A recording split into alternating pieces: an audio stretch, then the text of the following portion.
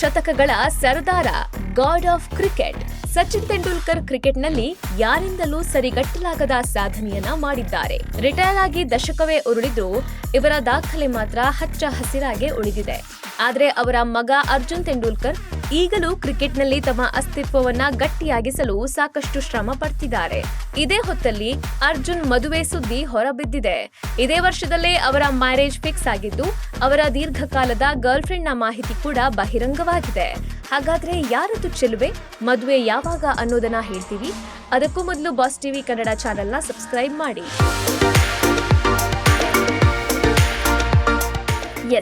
ಪ್ರಸ್ತುತ ವಿಜಯ್ ಹಜಾರೆ ಟ್ರೋಫಿಯಲ್ಲಿ ಗೋವಾ ತಂಡದ ಪರ ಕಣಕ್ಕಿಳಿದು ಅರ್ಜುನ್ ತೆಂಡೂಲ್ಕರ್ ಬೌಲಿಂಗ್ನಲ್ಲಿ ಮಿಂಚುತ್ತಿದ್ದಾರೆ. ಈ ಮೊದಲು ಮುಂಬೈ ಇಂಡಿಯನ್ಸ್ ತಂಡದಿಂದ ಲಕ್ನೋ ತಂಡಕ್ಕೆ ಟ್ರೇಡ್ ಆಗಿ ಸುದ್ದಿಯಲ್ಲಿದ್ರು.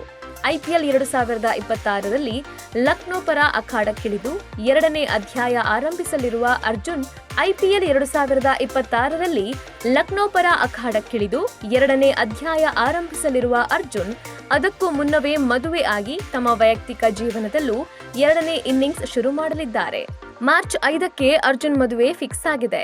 2 ದಿನ ಮುಂಚೆಯೇ ಅಂದ್ರೆ ಮಾರ್ಚ್ 3ರಂದೇ ಶಾಸ್ತ್ರ ಸಂಪ್ರದಾಯಗಳು ಶುರುವಾಗಲಿದೆಯಂತೆ. ಅಂದ್ಹಾಗೆ ಅರ್ಜುನ್ ಮದುವೆ ಆಗ್ತಿರೋದು ತಮ್ಮ long time girlfriend Sania ಚಂದೋಕ್ರನ್ನ. ಸಾನಿಯಾ ಚಂದೋಕ್ ಸಕ್ಸಸ್ಫುಲ್ ಉದ್ಯಮಿ, ಅಲ್ಲದೆ ಮುಂಬೈನ famous businessman Ravi Ghai ಅವರ ಮೊಮ್ಮಗಳು.